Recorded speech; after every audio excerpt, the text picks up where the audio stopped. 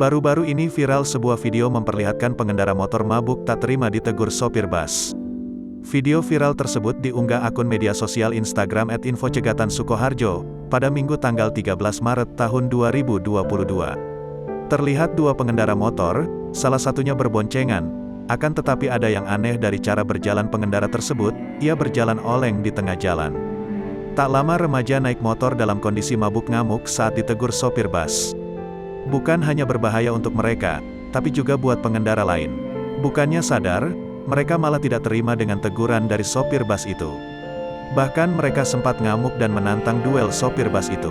Sontak unggahan tersebut mendapat kecaman dari warganet.